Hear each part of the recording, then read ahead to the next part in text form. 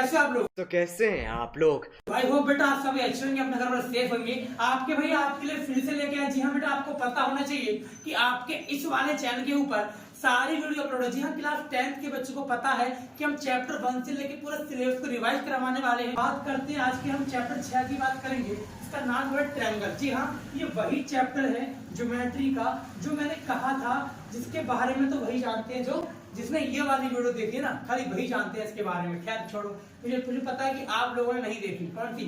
How to score 95+। खैर कोई बात नहीं, बात करते हैं बेटा इस चैप्टर की। तो आप हर बचपन से पढ़ते आ रहे हैं ट्रायंगल के बारे में। आज हम कुछ एक्स्ट्रा नया पढ़ने वाले, लेकिन फिर भी आपको बेसिक बताओ चैप्टर का बेसिक है क्या। मान रहे कि हाँ एंगल है, एक ये एंगल है, एक ये एंगल है, ये ए है बेटा, ये बी है और ये सी है। पहले बेसिक पार्ट समझना। सर इसको हम एंगल ए बोलते हैं, इसको एंगल बी बोलते हैं, इसको एंगल सी बोलते हैं। तो यहाँ पर ये तो होगा एंगल, ठीक है जी। और भैया यहाँ पे साइड क्या हो गई बेटा? साइड मतलब भुजा। एक भुजा हो गई ए बी, ठीक है सर। सर एक भुजा हो गई बी सी, ठीक है सर। और एक भुजा हो गई ए सी। ये सारी बातें नॉर्मल है, बेसिक बातें हैं, ये बात तो पता ही होनी चाहिए आपको। इसके अलावा आपको टाइप ऑफ ट्रायंगल भी पता होंगे। नॉर्मली अगर बात करूं तो बेसिक हर किसी बच्चे को 3 तो पता ही होते हैं बेटा। एक वो वाला जिसे हम कहते हैं समबाहु इक्विलैटरल ट्रायंगल, जिसकी तीनों साइड बेटा बराबर होती हैं। और सर एक होता है आइसोसेलेस, यानी कि जिसकी 2 साइड बराबर होती हैं। और सर एक होता है कौन सा वाला, बताओ कौन सा वाला? एक होता है ऐसा, इसका नाम होता है विषमबाहु।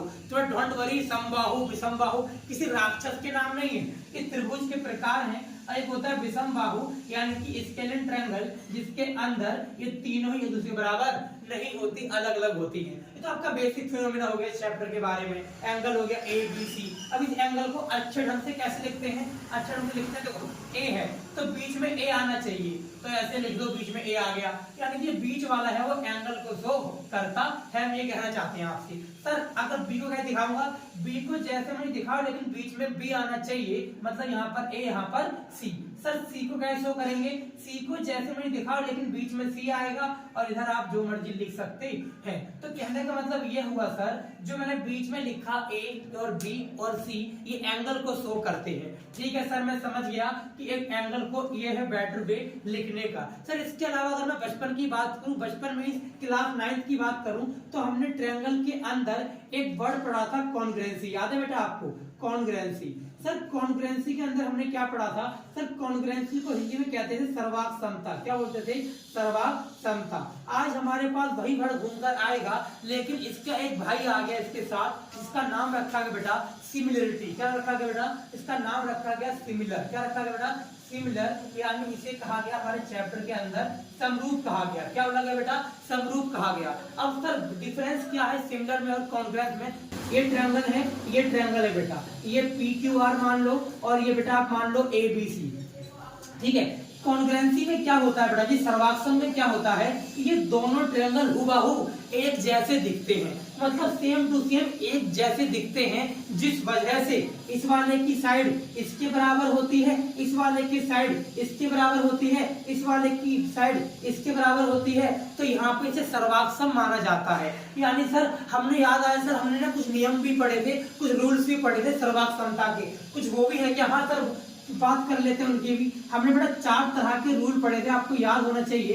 एक हमने पढ़ा था बेटा जी, इसका नाम था साइड एंगल साइड। एक हमने पढ़ा था बेटा जी, इसका नाम था साइड साइड साइड। एक हमने पढ़ा बेटा जी एंगल साइड एंगल। और एक हमने पढ़ा था बेटा, इसका नाम क्या था? इसका नाम था RHS। बच्चों को सारे पता होते हैं, लेकिन मेरा बच्चा RHS वाला भूल जाता है। इसको बच्चों से क्या समझता है? वही जो आप समझ रहे हो। आपसे क्या समझ रहे हो? Right hand side. गलत समझ रहे हो बेटा, इसको ऐसा नहीं कहते, राइट हैंड साइड नहीं होता ये। फिर क्या होता है सर? सर ये होता है राइट एंगल हाइपोटेन्यूज साइड। मतलब RHS का मतलब है जहां पर 90 डिग्री का एंगल बनेगा, वहां पर ऑटोमेटिक RHS का रूल भागता भागता आ जाएगा। बात समझ में आ रही है? ये वाली बात हमें याद रखनी है। तो सर कॉन्ग्रुएंसी के नियम में मैंने कहीं भी एंगल एंगल एंगल नहीं लिखा, और हमेशा मैंने 3 चीजें लिखी। लेकिन सिमिलरिटी में कभी कभी दो चीजों से भी सिमिलरिटी प्रूफ हो जाती है। यानी कि कॉन्ग्रुएंसी को छोड़कर सिमिलरिटी की बात करें तो 2 ट्रायंगल सिमिलर प्रूफ हो जाते हैं। अगर मैं बात करूं सिमिलर वर्ड की बेटा, तो सिमिलर वर्ड के अंदर सर समझने की कोशिश करना, इस सिमिलर होता क्या है? सर सिमिलर का मतलब है, तो इसका ये नहीं कि एक जैसा, इसका मतलब यहाँ पे क्या था कि वो प्रोपोर्शनली एक जैसा था, यहाँ पर क्या है वो उसका डबल हो सकता है। जैसे जैसे मान लो इसका रेशियो 1 है, इसका रेशियो 1 है, इसका रेशियो 1 है, तो इसका रेशियो 2 होगा, इसका भी 2 होगा, इसका भी 2 होगा। कहने का मतलब ये है कि सर सिमिलर वर्ड का मतलब आप ये कहना चाहते हो कि वो उसके प्रोपोर्शनली यानी कि समानुपातिक रूप से कम या ज्यादा हो सकता है, समानुपातिक रूप से कम या ज्यादा हो सकता है। मतलब सर अगर इसका रेशियो 1 1 1 है तो इसका 2 2 2 होगा, ऐसा आप समझ सकते हैं। याद करो, तो मान लो अपनी फोटो ले लो यार, अपने पासपोर्ट साइज फोटो देखो, उस passport size photo same photo को आप एक बड़े फ्रेम में जब बनवाएंगे तो फोटो सेम रहेगी, है ना, फोटो सेम रहेगी, लेकिन उसका जो बड़ा फ्रेम होगा उसकी थोड़ी डिजाइन बोल दो या फिर साइड बोल दो, वो बदल जाएगी। जैसे मान लो ये चीज है, तो ले देके ये आपकी फोटो और ये आपकी बड़ी वाली फोटो है तो सेम ही ना, इसीलिए इस वर्ड को सिमिलर कहा जाता है। और सिमिलर का मतलब हो गया अनुपातिक रूप से, प्रोपोर्शनली वो दोनों फिगर एक जैसी होती हैं। ये बातें मैं चैप्टर में सिखाई जा रही हैं। आ रही मेरी बात से बेटा? इसके अलावा इस चैप्टर में जो सबसे इंपॉर्टेंट है, सबसे काम की बात है वो क्या बेटा, वो समझना। अब उसकी बात करते हैं अपने एग्जाम की तरफ कि क्या क्या एग्जाम में छपता है इस चैप्टर से, सुनना ध्यान से।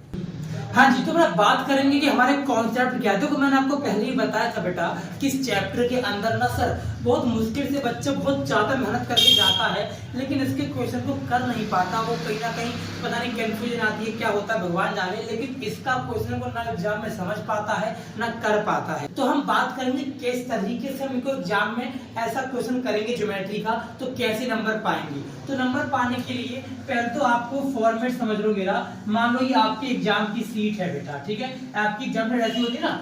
अब क्या करना है आपको, सबसे पहले आपको आंसर यहाँ पे लिखना है, जो भी आंसर है वो यहाँ पर इस चैप्टर की फिगर बनानी है बेटा। फिगर बनाने के बाद सर आप क्या करेंगे, यहाँ पर सबसे पहले लिखेंगे गिवन। क्या लिखेंगे? गिवन, कि आपको दे क्या रखा है। तो मान लो क्वेश्चन में ट्रायंगल एबीसी की बात करी है, तो आपने लिख दिया कि गिवन ट्रायंगल एबीसी, ऐसा कुछ। फिर आप यहाँ लिखेंगे टू प्रूफ। क्या लिखेंगे बेटा जी? To proof. पहले लिखेंगे दिया है, फिर लिखेंगे सिद्ध करना है, टू प्रूफ। किसी किसी क्वेश्चन में एंगल फाइंड करना होता है, तो आप क्या लिखेंगे, तो आप लिखेंगे टू फाइंड। क्या लिखेंगे बेटा?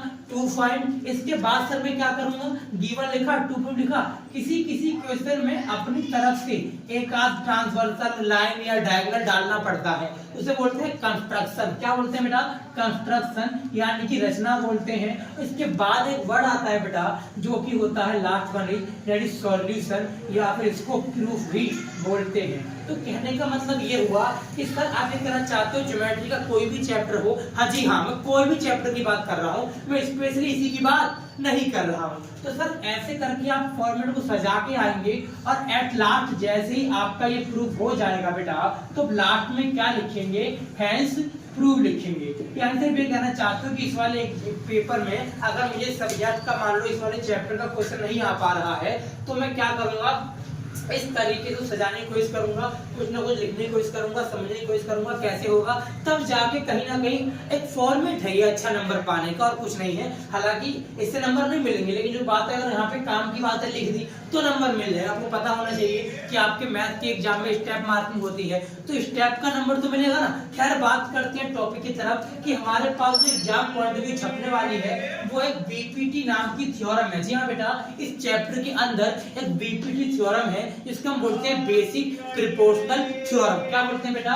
Basic proportional theorem. बेसिक मतलब बीपीटी, बीपीटी थ्योरम मतलब पिरामिड। ये थ्योरम का एक खेल होता है। जितनी भी ज्योमेट्री होती है बेटा, ज्योमेट्री यानी कि ज्यामिति के जितने भी चैप्टर होते हैं वो थ्योरम बेस होते हैं, पिरामिड बेस होते हैं। मतलब हाँ बहुत सारी प्रेमिका नहीं, प्रमेयिका, ठीक है, क्या बोलते हैं?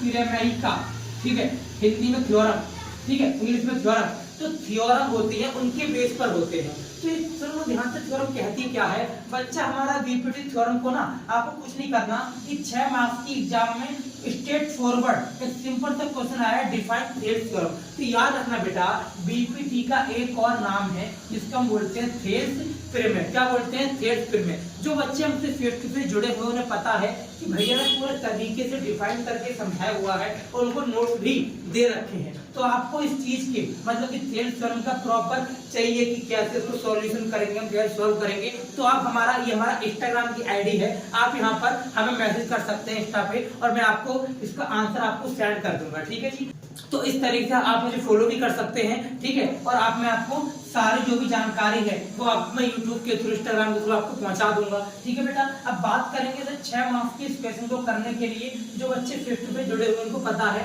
कि भैया ने समझा रखा है, लेकिन उन बच्चों की बात करूंगा जिन्हें चैप्टर से डर लगता है और जिन्हें लगता है कि मैं यहाँ पर बीपीडी सीख के चला जाऊंगा, छाप दूंगा, चलो ऐसा कर लेना अच्छी बात है, लेकिन एक क्वेश्चन यहाँ से कैसा आता है वो समझना बेटा। देखो आपके सामने ही क्वेश्चन लिखा है, इस क्वेश्चन में हमें करना क्या होता है, हमें देखो एक ट्रायंगल है, इस ट्रायंगल के बीच में एक लाइन गई बेटा जी, इस लाइन ने क्या किया, इस ट्रायंगल तो ये वाला हिस्सा था और तो ये हिस्सा था, इसको डिवाइड कर दिया दो इक्वल पार्ट में, इसी को प्रोपोर्शनल कहा गया, इसलिए यहाँ पे वर्ड लिखा गया प्रोपोर्शनल। तो हमें याद ये रखना है कि सर बीपीटी का मतलब ही, ये थेल्स थ्योरम का मतलब ही वही है कि जब एक ट्रायंगल को एक लाइन एक ट्रांसवर्सल क्या कर देगा, डिवाइड कर देगा, तो वो इक्वली प्रोपोर्शनली आधे आधे बट जाते हैं और उनका रेशियो बराबर होता है। ये बात हमें बताई गई है, यानी सर ये कहना चाहते हो थेल्स अंकल ने ये बात क्या कैसे लिख के दी होगी, लिख के दिया होगा ए या मान लो डी है,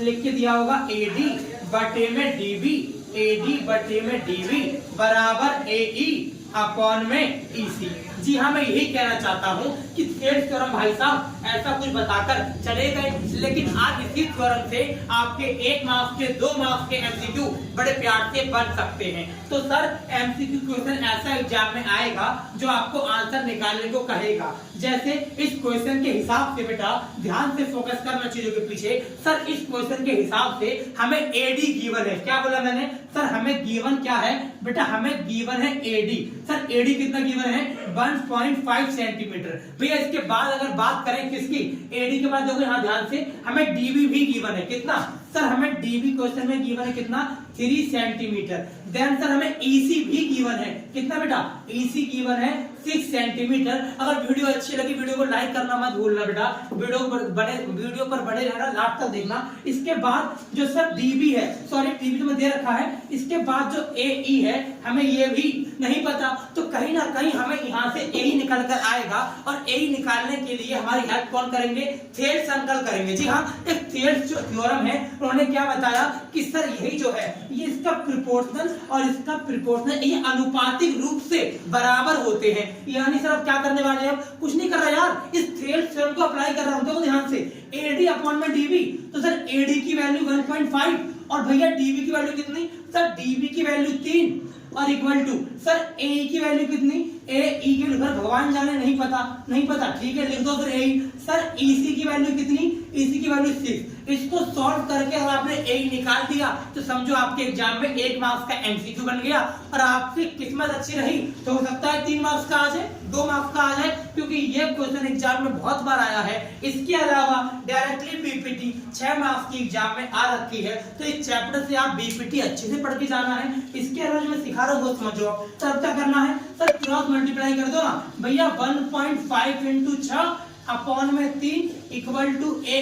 सर हम क्या करो, अरे खत्म, इसको उड़ाओ नीचे 0, 15 1 कम 15, 15 दूनी 30 और 2 को काट दो 6 से 3, यानी सर ए ई की वैल्यू कितनी आ गई, 3 सेंटीमीटर आ गई। सर ये तो मैं तो बिना करे पता लगा लेता, कैसे समझाऊं, देखो हमने थ्योरम लगा के आंसर निकाला, हमारा 3 सेंटीमीटर आंसर आया, लेकिन अगर आप चुटकियों में इसका आंसर करना चाहते हैं, चुटकियों का मतलब हो गया एमसीक्यू में टिक लगाना चाहते हैं, तो टिक कैसे लगाएंगे, क्योंकि तरीका किसी को बताता नहीं हूं मैं, ये तरीका बताने का मतलब बच्चा गलत कर देता है। लेकिन हाँ, जो बच्चे माइंडली काफी ज्यादा शार्प है, इसका माइंड तो चीजों को समझ लेता है, अगर मैं उसकी बात करूं ना बेटा तो बहुत ही इजी है इसको करना। देखो ध्यान से यहाँ पर क्या लिखा है 1.5 और नीचे क्या लिखा है 3, यानी भैया देखो 1.5 जो है वो 3 का आधा है, हाँ भैया 3 का आधा 1.5 हो गया, यानी आधा है। इसी प्रकार मेरे बेटा जो आपको ये नहीं पता है, जो पता है उसको फोकस करो। सर ये 6 पता है,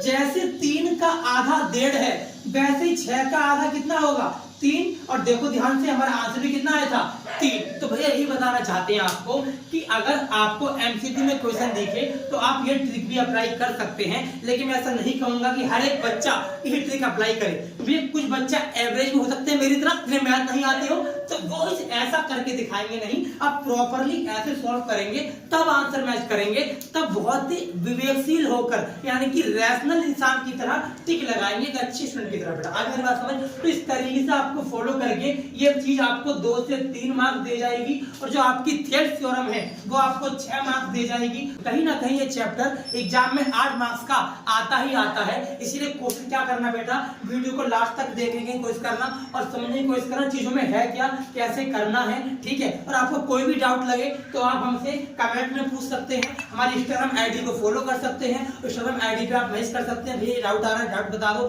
ठीक है। आपके सारे डाउट सॉल्व किए जाएंगे। स्क्रीन पे हमारे नीचे नंबर आ रहा होगा, कॉन्टैक्ट नंबर, इस पे व्हाट्सएप कर सकते हैं, व्हाट्सएप पे पूछ सकते हैं, डायरेक्टली कॉल कर सकते हैं, ठीक है। और आपको वीडियो अच्छी लगे तो लाइक करना मत भूलना बेटा। Thank you so much.